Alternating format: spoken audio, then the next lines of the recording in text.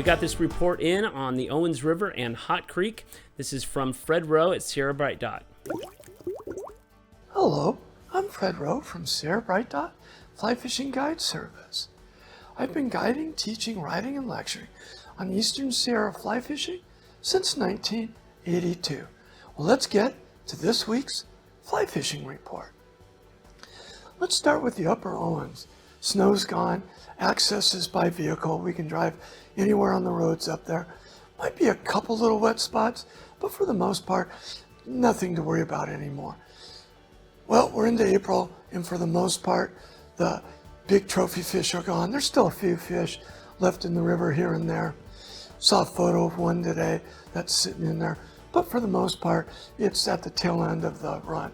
So fish bigger flies, fish the deep holes, the deep pools, the deep runs, cut banks, and you're gonna find the fish. Well, let's go over to Hot Creek. Hot Creek's getting interesting. We can drive into the canyon section as well as drive into the interpretive site. Midges in the morning, blueing olives midday. Fishing's great there, really fun. Interpretive site's more dry fly fishing. Canyon section is more nymph fishing. In the canyon section, I'm fishing a dry and a dropper, and I'm fishing with pheasant tail nymphs, particularly beadhead flashbacks, and I'm also using the olive quilting gun, and then I'm using midges, both the nymphs and the pupa patterns in zebra and tiger configuration. Middle of the day is when the best fishing is on Hot Creek. By 1 or 2 o'clock, it's usually pretty much over. Well, let's head down the hill and let's go fish on the lower Owens River.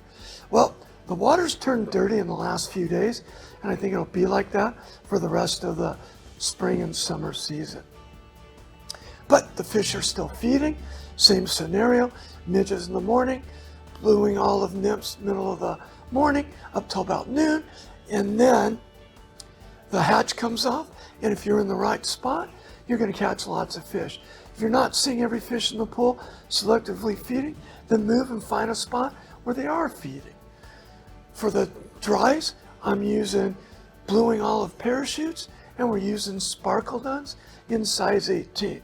If you're in the lower third of the wild trout water in the afternoons, you're going to find caddis activity, and you want to use a size 18 elk hair or X caddis in that section. Well, my favorite water's been fishing tough, and that's Bishop Creek Canal. Well, they bump the water up just enough that it's up and it's a little off color, means we can get out there and not spook the fish. I fished it yesterday with a gentleman I met out on the river that had heard my fish report, and when I set him up with the right rigging, which is a pheasant tail on the bottom, a midge right above it, 20 inches, a size 1 split shot in the middle, the indicator 4 or 5 feet up, this guy started catching fish. He ended up with 6 or 7 wild brown trout out of that section. No hatch yesterday, but when the hatch does come off, we're using bluing olive parachutes and sparkle duns in size 18. And that's this week's fly fishing report, brought to you by Sierra Bright Dot, and I can be found on my webpage at sierrabrightdot.com. Great detailed information from Fred Rowe of Sierra Bright Dot. We appreciate his report on the Owens River and Hot Creek. If you want to get in touch with Fred, he guides up in the Eastern Sierras, just let us know. We'll put you in contact. And we'll see you right here next time on The Back.